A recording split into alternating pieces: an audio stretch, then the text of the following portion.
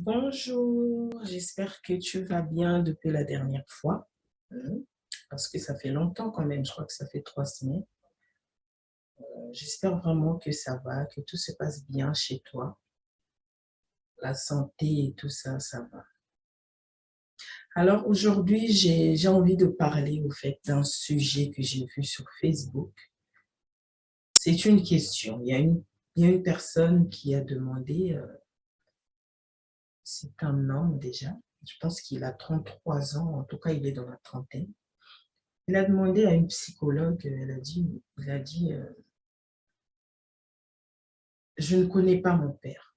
Et c'est une souffrance au fait que je cache depuis mon jeune âge. Et là, j'en ai marre de ne pas savoir. Maintenant, j'ai 33 ans ou plus. On va dire il a 33 ans. J'ai 33 ans. Euh, je pense être fort, assez fort pour encaisser,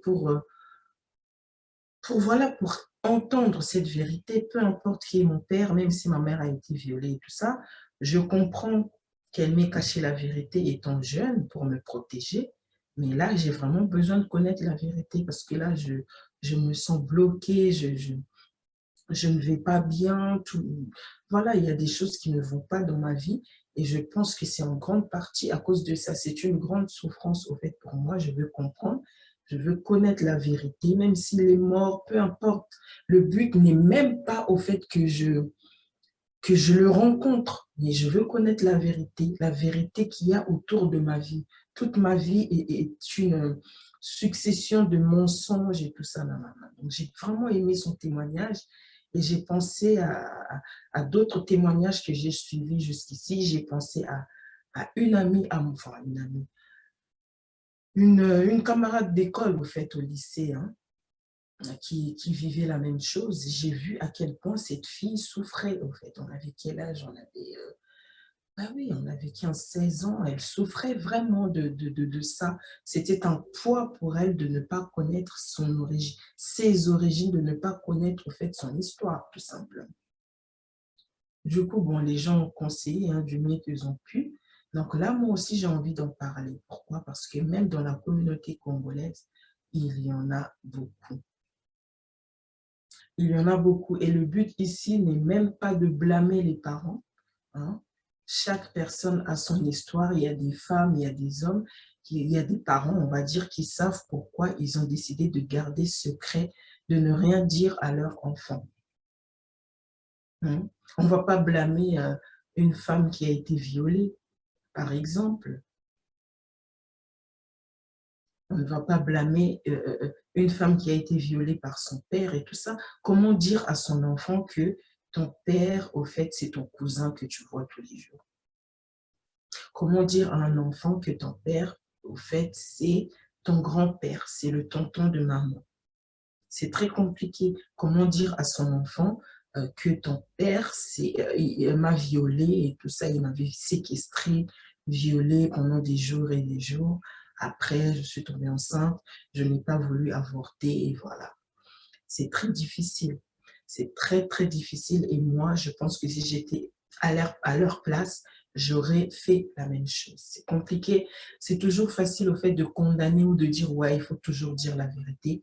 Il faut toujours dire la vérité quand on ne vit pas la chose. Quand la chose n'était pas arrivée directement, ben c'est simple au fait. C'est facile. Il suffit juste d'ouvrir la bouche et puis voilà.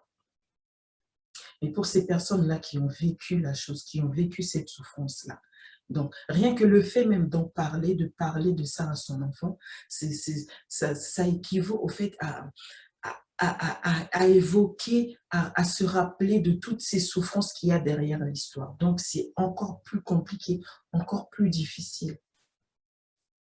Raconter à son enfant que ton père t'a violé, c'est se rappeler, c'est se remémorer toute la scène, en fait.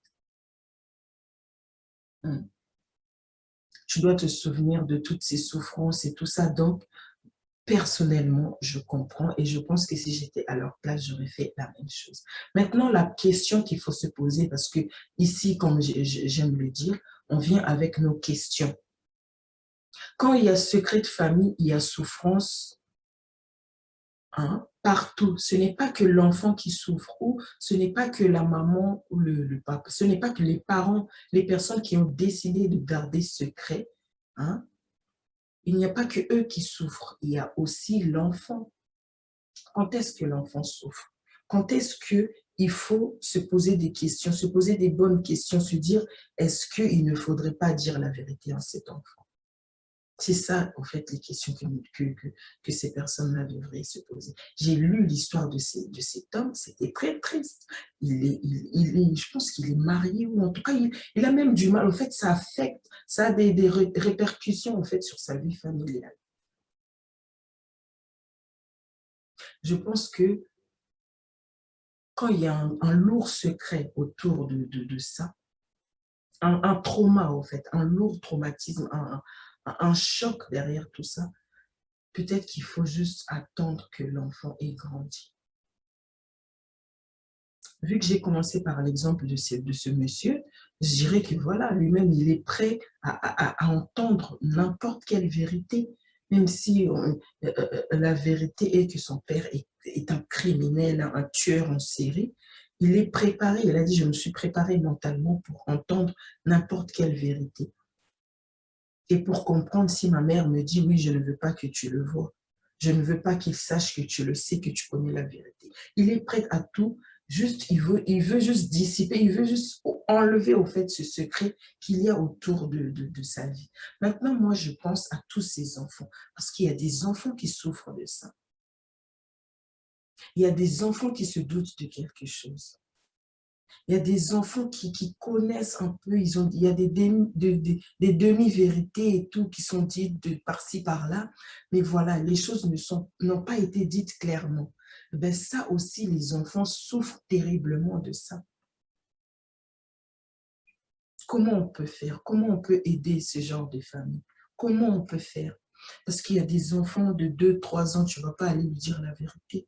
De 3, 4 ans encore, on peut comprendre pourquoi tu ne veux pas lui dire la vérité. De 10, 11 ans, oui. Mais à partir de l'adolescence,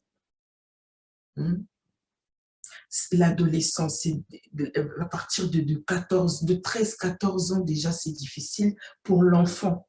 Hein? Même quand il n'y a pas de secret, de lourds secrets autour de sa vie, déjà c'est compliqué, tout est chamboulé dans le corps et tout, il y a toute une transformation et tout.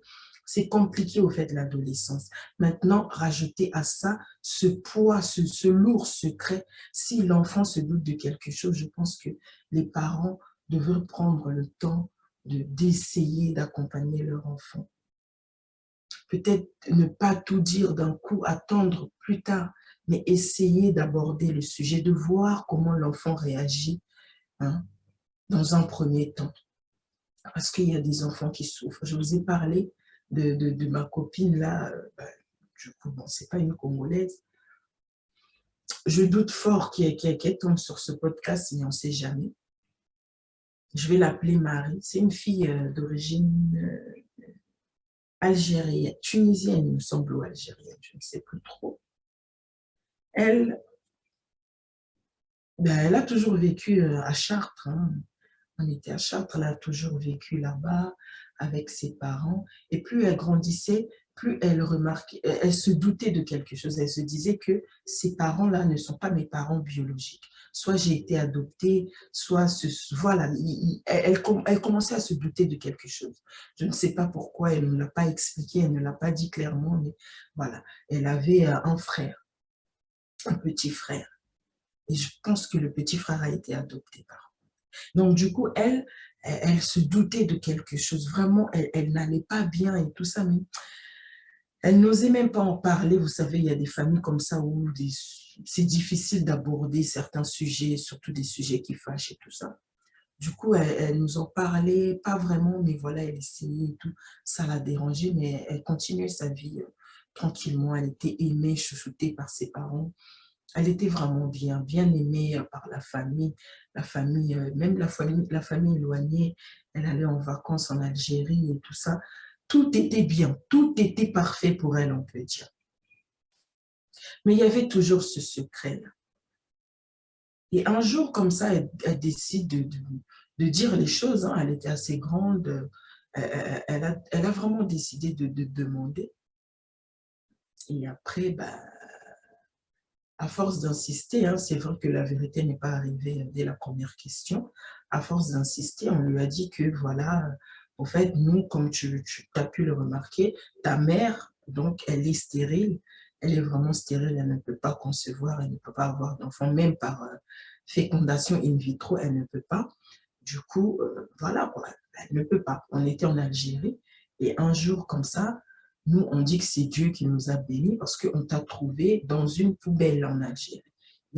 Tes parents t'ont abandonné, t'ont laissé dans une poubelle comme ça, sans défense, sans rien, sans papier, ni rien. On ne pouvait même pas les retrouver. Et nous, ben, comme on avait déjà le diagnostic, on savait déjà que ta mère ne pouvait pas avoir d'enfant. Pour nous, c'était une bénédiction de l'Éternel, c'était une bénédiction d'Allah, c'est éventuellement. Donc, voilà, quoi, on t'a ramassé, on va dire ça comme ça, hein, comme un pain. Les parents n'ont pas hésité à la jeter, on va dire.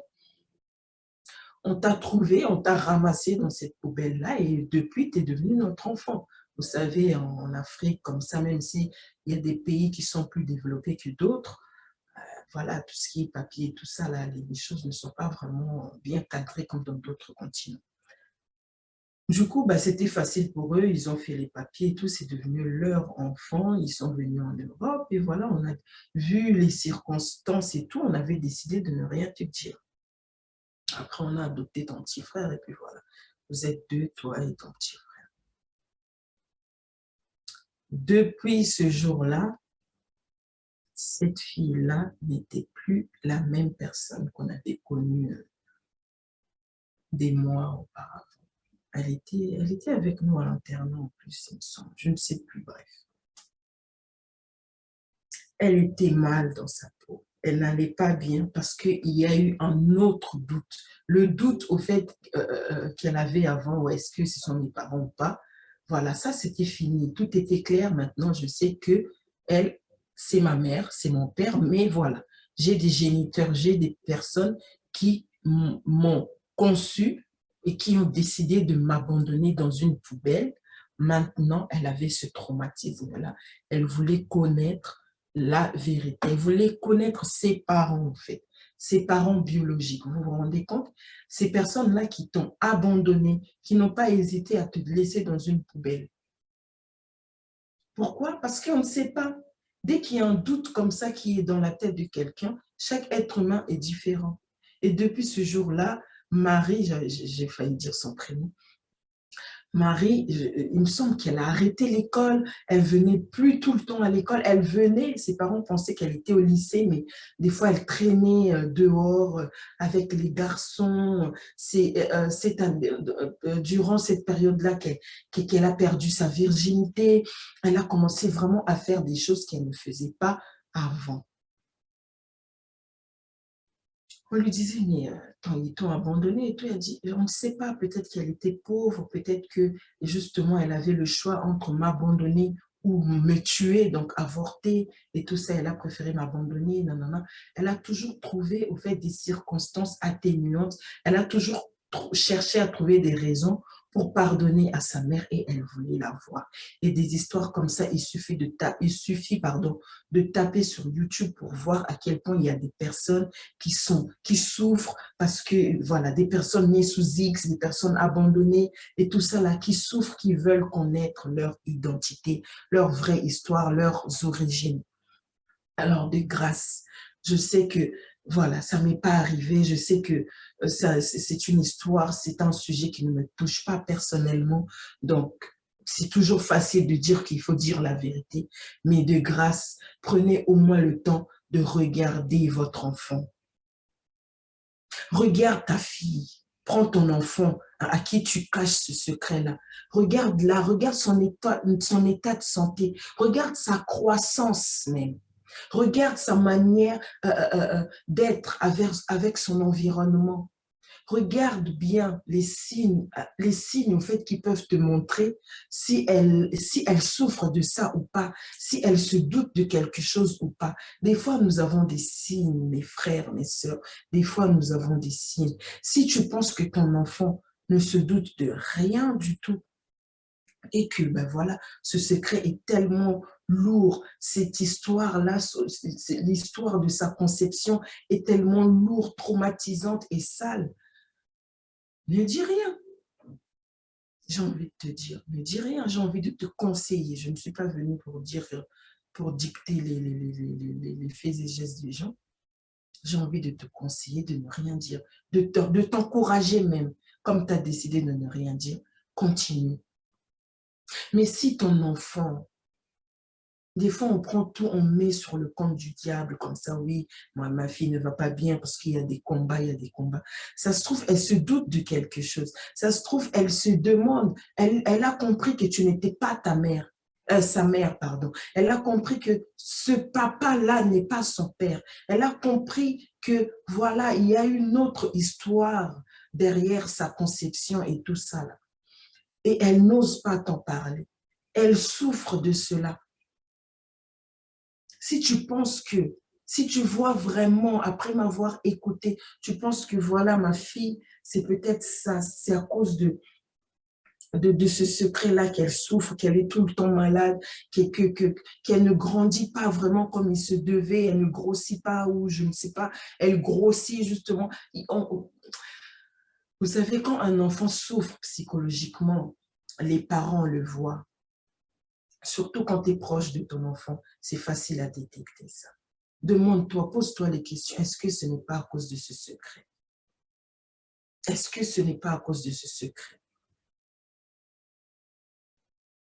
Et si tu penses que c'est à cause de ce secret, tu penses que l'enfant souffre à cause de ça, parce que cet enfant sait que, oui, vous l'aimez, il a tout l'amour dont il a besoin et tout ça, mais il y a ce vide-là, il aimerait bien connaître son histoire, il aimerait bien connaître son vrai, son géniteur. Essaye de l'aider, essaye de faire quelque chose, je t'en supplie. J'ai lu la souffrance de ce monsieur qui est déjà âgé. Hein. Je me dis, mais il y a d'autres enfants qui sont dans son cas, en fait, des adolescents, les enfants de 12, 13 ans, 15 ans, qui souffrent, qui sont anorexiques, qui sont boulimiques, qui sont obèses, qui n'arrêtent pas de manger parce qu'il y a un vide qu'ils essaient, au fait, de combler, je ne sais pas moi, avec la nourriture, avec la sexualité dangereuse, je ne sais pas si ça se dit comme ça, mais voilà. Est-ce que la santé de ton enfant, hein, est-ce que la mauvaise santé, la malnutrition, la mauvaise croissance de ton enfant n'est pas liée à ce secret que tu lui caches? Quand tu auras répondu à cette question, maintenant demande-toi pourquoi je lui cache cette vérité-là. Est-ce que des fois, c'est juste par égoïsme?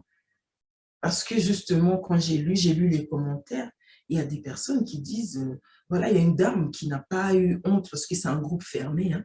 Il y a une dame qui a carrément dit que moi, mon aîné n'est pas au courant, mais ce n'est même pas parce qu'elle a été violée ou c'est un truc, une relation incestueuse ou je ne sais quoi, c'est parce que au fait, quand elle est tombée enceinte, ils étaient jeunes, hein, tous les deux, et la famille du monsieur, je pense qu'ils n'étaient pas d'accord et tout ça. Bref, en tout cas, le monsieur l'a abandonné. Il n'a pas voulu reconnaître cette grossesse-là. C'était compliqué. C'est juste ça. Au fait, elle, c'est vraiment, elle est énervée.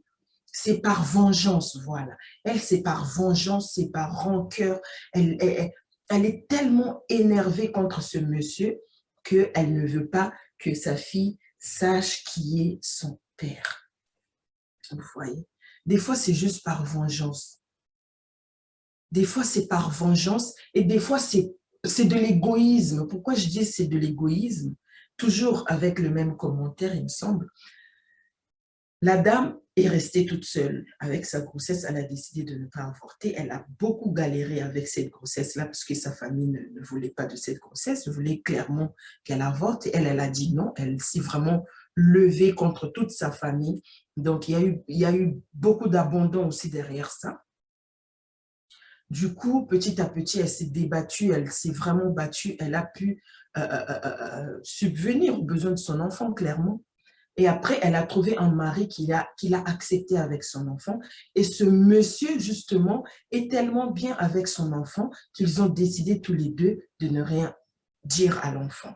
Vous imaginez? Donc, des fois, c'est par égoïsme. Ce n'est pas parce qu'il y a une souffrance derrière, mais c'est pour punir le monsieur, le papa qui avait abandonné l'enfant, et aussi pour mettre bien, j'ai envie de dire, c'est pour accommoder le nouveau mari qu'on a trouvé qui est bien avec l'enfant. On décide de ne rien dire. Parce que quand c'est vrai que moi-même, je vis dans une famille recomposée, mon aîné n'est pas la fille de mon mari, hein, du père de mes deux autres enfants.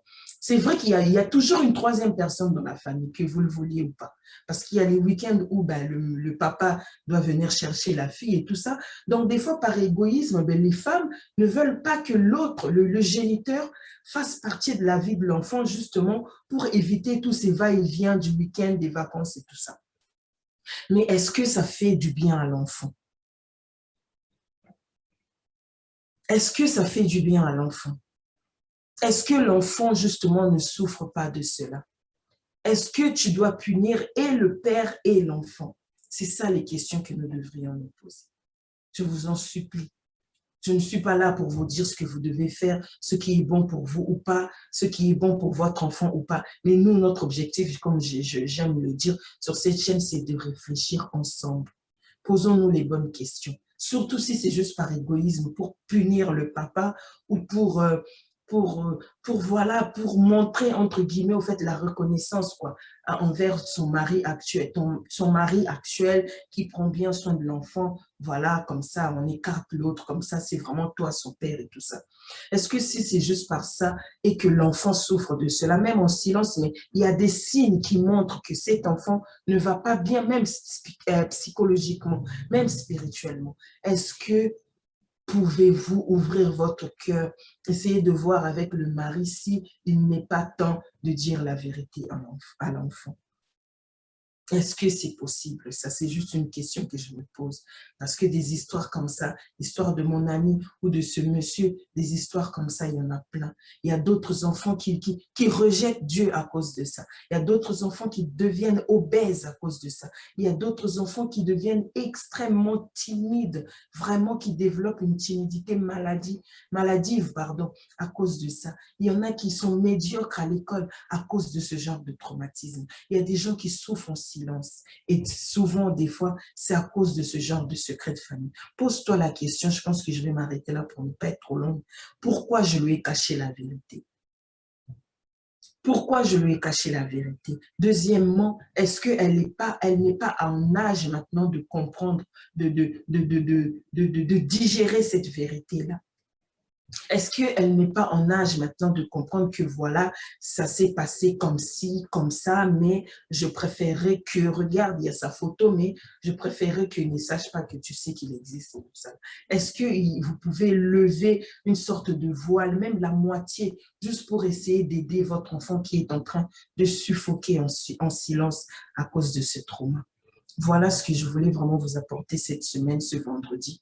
Que Dieu nous garde, que Dieu nous bénisse, qu'il nous aide vraiment à prendre le temps de réfléchir sur nos vies, sur nos problèmes, sur ce que nous pouvons ranger. Que Dieu nous aide énormément. Passez un bon week-end et une très bonne semaine. On se voit peut-être, si Dieu le veut, le vendredi prochain. Bye bye.